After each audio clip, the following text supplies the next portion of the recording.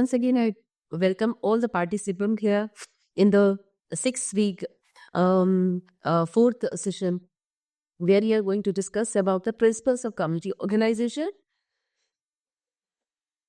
Principles of community organization is the sense in which the term, if the term principle is used, are generalized guidance or guiding rules, right, for sound practices. By understanding these principles, you would be more sound to apply those things and apply the different aspects in the community, right? So principles are actually the expressions of value judgment. The principles of community organization which are being discussed here, which are going to be discussed here, are within the frame of references and in harmony with the spirit of purpose of social work.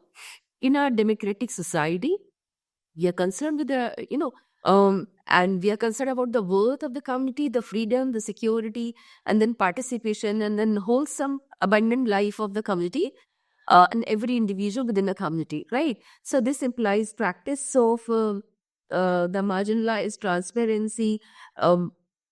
These principles we are going to discuss about is more about the democratic aspects, which is going to be, act as a guiding force for you to create more democratic, more participatory, more vibrant community in general, right?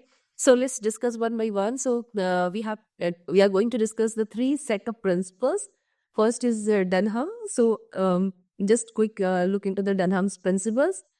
So actually, Dunham has suggested 28 principles, but later on he summed up into and grouped them into all 7 principles, right? So these 7 principles are democracy and social welfare, community roots for community program, citizen understanding and participation and professional services, cooperation, social welfare programs, advocacy, distribution, and organization of some social welfare services, and prevention. So democracy and social welfare. So if you look into these principles, it's more reflective on the welfare aspect of the community organization aspect. Means maybe it's about the community development through the community organization. So democracy and social welfare, community rules for community programs are this totally acceptable and totally so much important that committee rules, that means that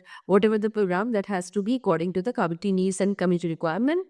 Citizen understanding, support and participation and professional services. So committee participation, their understanding is very important. Cooperation is important for their overall development or for their understanding, and then social welfare programs is required. So, and advocacy, distribution, and organization of social welfare services, and prevention of any kind of the disorganization. So, this is what the principles given by Dunham. As Ross has talked about the 12 principles, so these first three principles talking about the discontent. Discontent is what? Is a sense of dissatisfaction.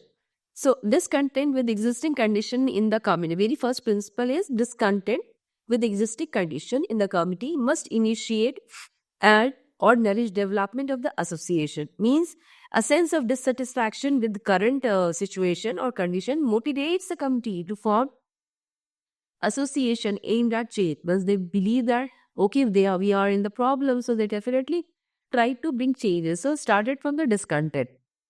Then second principle says that discontent must be focused and channeled into organization and action in respect to a specific problem. Here, this means that discontent means that dissatisfaction need to be actually directed towards specific issues requiring organizing efforts, planning, and actionable steps has to be taken to address these problems effectively. So, discontent has to be taken as in priority basis. Discontent which initiates or sustains community organization must be widely shared in the community. This third principle means for successful community organization, the satisfaction must be broadly fed across the whole community, creating a unified drive for collective action. Maybe some kind of a discontent has been identified by a good number of the people, but rest had not been identified. They don't relate to that discontent or dissatisfaction or the problem. So try to include everyone and then make them understand this is the problem Was they also develop the kind of the discontent against certain issues, so everyone would participate, right? So this is the first three principles. Then the fourth principle of this Ross is association must involve leader, both formal, informal, identified with and accepted by major subgroups in the community, right? So this is what the effective association need: leaders who are respected and recognized by different groups within the community. So maybe it is formal leader or it could be any informal leader. May be identified or accepted or be selected. So the leaders is so much important because for the effective association or effective functioning of the community and for the program. Then next principle, association must have goals and methods, procedures of high acceptability. So this says that goals and acceptable methods, the association's objectives, methods and procedure must be widely accepted to ensure broad community support. So whatever the objectives you have developed, everyone has to go or align with that kind of the objectives. Then the program, next principle, the program of association should include some activities with an emotional content. See, this is what the emotionally engaging activities you have to go with. Sometimes it is required.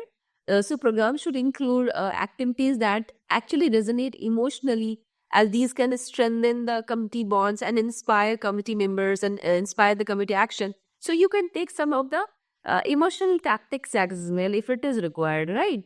The next principle says that the association should seek, utilize the manifest and the latent goodwill which exist in the community. This shows that the association should tap into existing goodwill, both obvious and underlying, to foster positive changes, collaboration, and support for the support within the community.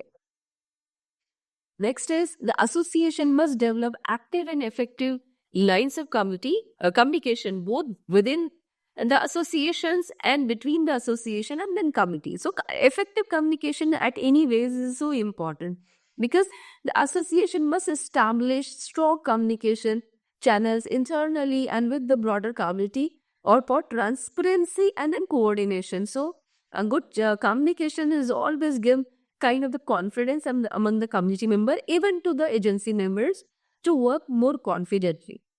The association, next principle, the association should seek to support and strengthen groups which it brings together in cooperative work. This principle says that support for the cooperative groups. It should encourage and reinforce the group interest or groups to unite, fostering a cooperative spirit and collective strength. So collective strength has to be important, fundamental, step in community organization. Next principle says that the association should develop a pace of work in line with existing condition in the community. Very important. Work pace alignment with the community is so important. As an agency or as a worker, you have to go with the pace of the community. It should not be like you are coming from the metropolitan and your pace is different definitely from the rural areas or from the tribal area. So you will not be comfortable, even the community will not be comfortable. So first to develop your own pitch, your own pace in the community. So that is what the association's efforts should progress at a pace that matches the community's readiness and then conviction, ensuring sustainable development. Next principle, the association should seek to develop effective leaders. So every time leadership development is always considered to the important the principles as guideline for. It should focus on nurturing capable leaders who can effectively guide and inspire the community. Next principle says that the association must develop strength, stability, and prestige in the community. The association must, gain the stability, credibility, and respect within the community to be an influential and enduring force. Particularly the NGOs who are agencies who are working for the community, if they plan for to work with the community for a very longer period of time. So if they develop the kind of prestige, they develop the kind of rapport with the community members, so it is always a good win-win approach, win-win for the committee as well as win-win for the committee or agency. Because if they develop the credibility among the committee members, they do come forward by themselves and to participate. So it is like you have get the your project, your program have been done by the committee members itself. Moving ahead, so as per the HY ability, particularly from the Indian perspective, there are very less materials you can get or the researchers you can get on in social work area. Was HY Siddiqui is one of the renowned stalwart in the field of the social work where he worked, and he actually tries to he always try to bring the things from the Indian perspective. And apart from him, there are many other social workers from India, as they are doing very well, and they have done our many seniors, our many stalwart. But here just adds the name H.Y. Siddiqui has come, so I just mentioned. So H.Y. Siddiqui has worked out in these principles of committee organization after analyzing all the principles by Ross and Dunham and all. So as we have actually discussed all those principles by like the Dunham and then Ross, these principles have been discussed in terms of the nature of the organization or association and the role of the professional workers generally, other than the Indian other than the committee context. So here these principles are from the committee context, and that committee is from Indian context, right? So earlier was like from the welfare perspective, and then from the social work perspective, these principles are from the cultural community perspective, how we have to work in those community. So the principle of a specific objective, principle of planning, principle of people's participation, principle of intergroup approach, principle of democratic functioning, principle of flexible organization, principle of optimum utilization of indigenous resources, and the principle of cultural orientation. Let's discuss one by one. So the principle of specific objectives. It is difficult to organize the committee as a cohesive unit, particularly in the early stages of work. The committee consists of different, different groups. They have different client groups. So if you go in the community, every group is coming out with their own problem, own concern. So all of them may have a different sets of needs. Thus necessitate differentiate programming is required, right? So the principle of a specific objective says that you have to go with some specific objective, but within that specific object, it could be further, you have to bifurcate it as per the requirement of the particular smaller aspect of the community. Sometimes it could be, right? Maybe you're going with some SHGs, microfinance, and you see that the scheduled caste women are not being accepted by the upper class women. So then you have to think on this, and then or the other women. So you have to start another SHGs for them. Maybe the number is not being completed within that village. You have to invite some women from other community or from other village of the same caste. So it could be. So depending on, this is also one of the important principles and guidelines for that. You have to be very flexible in the while working with a community, right? So another example, you could say that a separate forum of women is required due to the cultural constraints. In this context, if you say that, as I've given you the example, because of the different cultural constraint, different religious constraint or something, so you have to be more specific objective, prescribe the practice of consciously formulating a specific objective of working with the different clients groups on one hand, and the formulating specific community-oriented objectives on the other hand, right? This enables the workers to make a beginning at a group level, which otherwise is difficult to achieve. So if you go in a committee, you cannot start with the whole committee. You have to start in some group. So you have to go with the specific objective of that group, and then later on, with the you have your that specific objective for the whole community that is there. But you cannot start with the whole community. You start with some groups, right? And that group is having certain demands to you. You have some specific objective for that group, not to deviate, and then you can work for the whole community with that develop specific objective, right? Next is principle of planning, and the worker must adhere to meticulously planning of community work, the employees develop a blueprint for the entire work to be undertaken in terms of the program, uh, financial resource requirement, personal requirement, space, etc. Planning also helps to anticipate problem. One is likely to be free in the implementing the programs and devising contingency plans for meeting them. So planning is so important because in the planning process, planning is what is a blueprint of the program. So you have all the idea of the committee, you have all the idea of the budget, you have must have all the idea of the capacity of the agency as well as the capacity of the committee. We have all the idea of the any kind of the contingency, what kind of the contingency would come. So I have all those idea, and then you have to develop a good plan. And without any program planning, it's not easy to work in committees. So always suggestive as a professional. This is a professional attitude that makes you different from the volunteers. You have some program, you have all the blueprint with you, right? So committee workers may discharge the maybe the cultural milieu of the committee and try to encourage girls to attend the co-educational schools. This is an example of lack of planning leading to a failure of the program and able committee displeasure. So you have to be very careful what kind of the programs you are actually planning for the community. So maybe some program culturally not accepted in the community. So you have to keep, you have to be very vigilant and vigilant even at the time of the planning, right? Next principles, talking about the principle of people's participation. So people's participation is the most important component of any community cooperative venture. So ambitious plans of the community development in the Indian context have failed partly due to the lack of people's effective participation, that's for sure. Right? So actually eliciting the and sustaining the people's participation often require special insights and years of experiences of working with people. So we just say that the people's participation, we have to go in the community and we have to try to make the people's participate.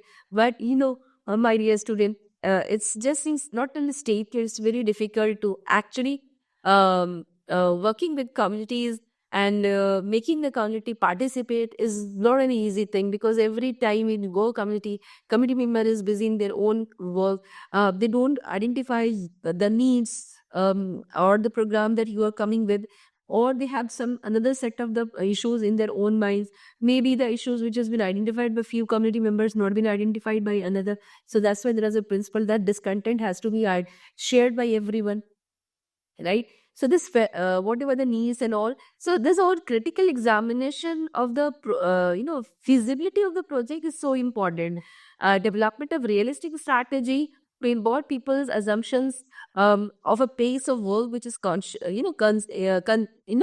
according to the community's adjustment, and then capacity, adherence to the community's right to self-determination, and giving equal importance to all groups or the fractions of the group within the community. So everyone has to right to participate. So you always keep in mind the social justice and all. So that's why as H.Y. Siddiqui has rightly said that the lot of the programs failure in Indian context is because of the lack of people's participation. But you just see there's another good examples are there where a lot of the NGOs who are there, they stay there. Since years, and they're working with the rural community, and because being there continuously, they have all the time to spend with the community. And once they develop the community members, they develop the kind of confidence with the agency, they do participate. As a one section of the community, they do participate, and another section who did not, but they saw that the members who participated, they get benefited. They are having something good around them. So they another also get motivated and they do started participating. So learning is many times is about the modeling or observing. So many a time you also have to show and portray that without giving words, you can develop a lot of participation, bring a lot of participation into the community. Okay. The principle of intergroup approach. Intergroup approach means this group can small communities, as described by Robert Redfield in his book, The Little Community, means there is always some community within community, right? Or that is small communities, the small in number, self-sufficient, and homogeneity. But such communities seldom exist in contemporary context from the Indian perspective. Most communities consist of people of different backgrounds, occupation, caste, religion, and political affiliations. They are actually, so they, it's not like that similar nature or homogeneous community, self-sustainable. Maybe it's homogeneous, but it's not easy that they are the self-sustainable, right? They are what can be described as communities within communities and overlapping communities. So the community worker is therefore expected to first identify the smaller group with whom he can make a or she can make a beginning, and later develop inter-group linkages for achieving targets which require involvement of people. Sanalal, as I told you, that you cannot start with the whole community at once. You have to first identify some smaller section of the community that could be a group, and you start with that group, and then take that group as an example to show as a model to another who is going to be participating, and ask others to participate. And that is through, could be possible only through the intergroup interaction. Next principle, as Ashwai says, that principle of democratic functioning. So democracy is one very important value orientation of community organization. So the principle is based on belief that there is tendency among common people to remain passive and allow others to take this. This is a very common thing. Whoever is going in a community, you can easily identify that majority of the community, if good number of the people come forward, few will participate, few will just very passively they just see to you and see whatever is going on. They don't show much passion towards a program. So sometimes this passiveness is more dangerous than the reactiveness. So because reactive people is having the leadership quality, was they have been turned into acting, so they will become the ascent. But passive people are not open up. So once they are not open up, how you can understand then what is going on in their mind? So making the passive into active is so important thing, right? So in this process of few people tend to dominate, and because this is the problematic things for the project as well as the problematic for the community overall development, because as they're not participating, so what happened then, the who is actually vocal, who is actually participating, they hold the everything. And then later on, this power structure, the gaps have been developed, and then new set of the power structure would develop, and then later on they won't actually accepted that. So the community worker therefore has a primary obligation to educate peoples and to create appropriate mechanism to facilitate a wider participation and curb the tendency of domination by privileged minority. The principles of rotation. Here, privileged minority means the minorities is not from the religious minority or caste minority. Here, I'm talking about the minority who's holding the power, right? And the choice in his concern is about the minority people, means the who is holding the power. Usually, we have discussed the power release. Usually, they are the smaller number who holds the power, right?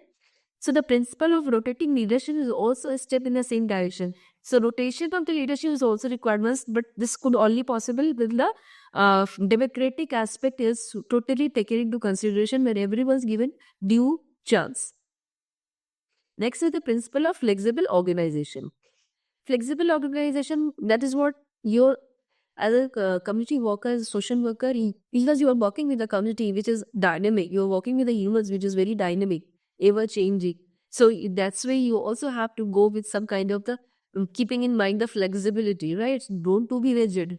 It is better of the community worker opt for more flexible approach to organization in order to actually accommodate people with varied abilities to function effectively.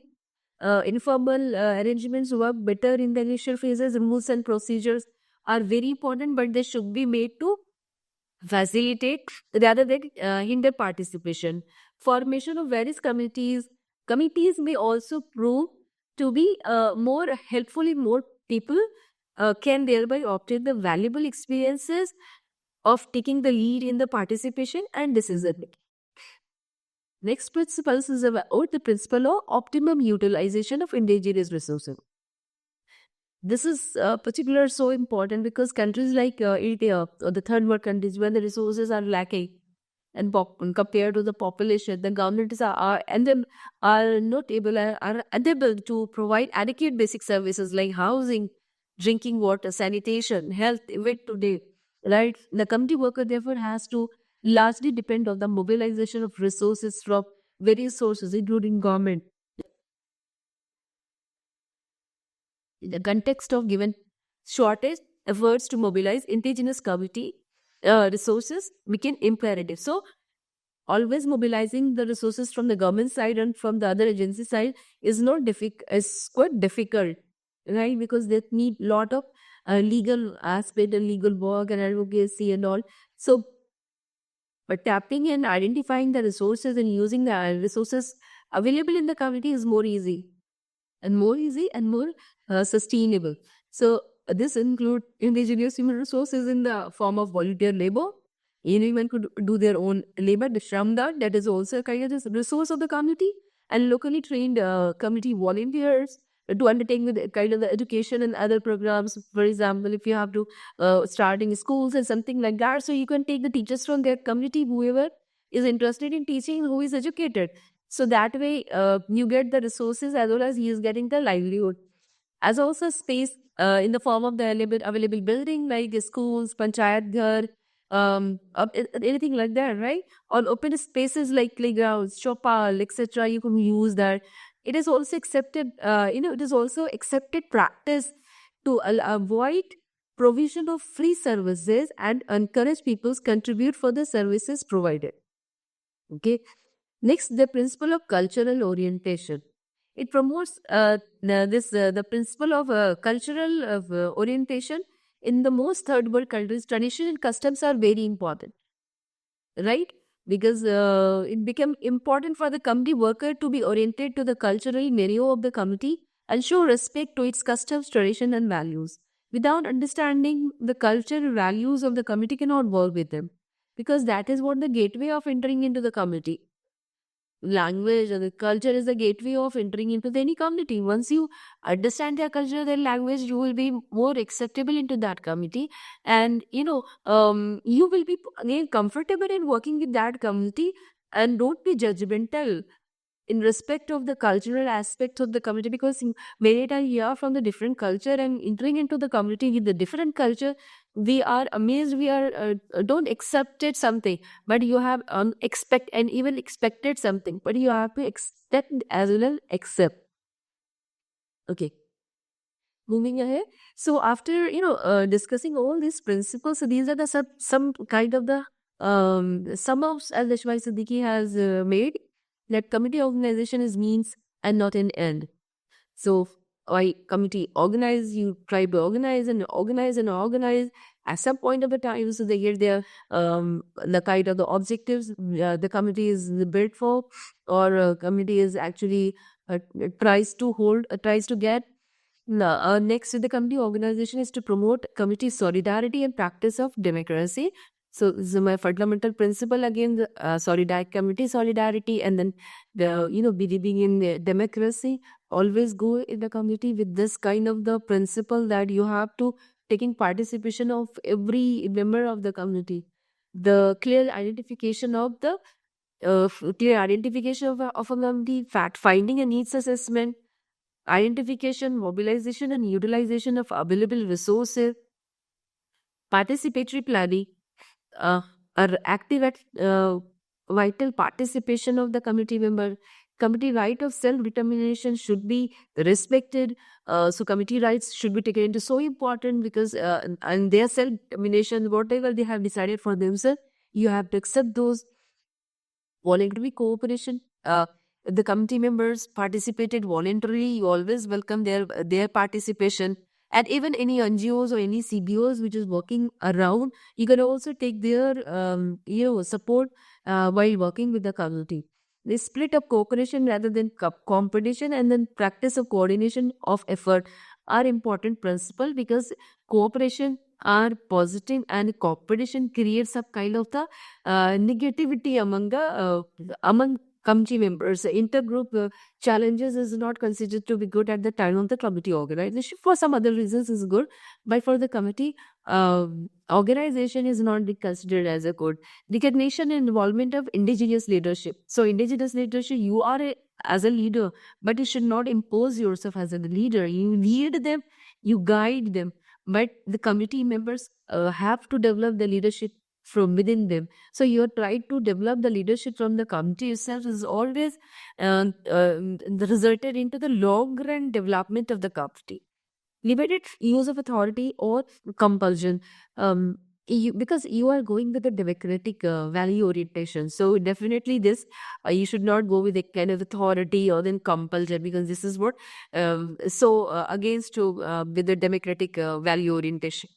So now we will after this whole interpretation of the principles of the community organization, we can actually finalize, or we can actually conclude that we have to be all these principles we have to inculcate into our personality by going into the community, that we have to keep in our mind that we have to be taking the community as a democratic thing. We have to take the community's participation at the pride important. We have to utilize the community resources the first. We have to think the community's resources at first. We have to develop the leadership from them, from within. Even the whether whatever, if it is selected, elected, or been identified leaders of the committee. So these were the some very basic guidelines and then principles that as a committee worker, as a professional social worker, we need to inculcate into our personality. So could be lead a good project into a community by organizing the community. Right? Thank you so much for participation here, for listening this session.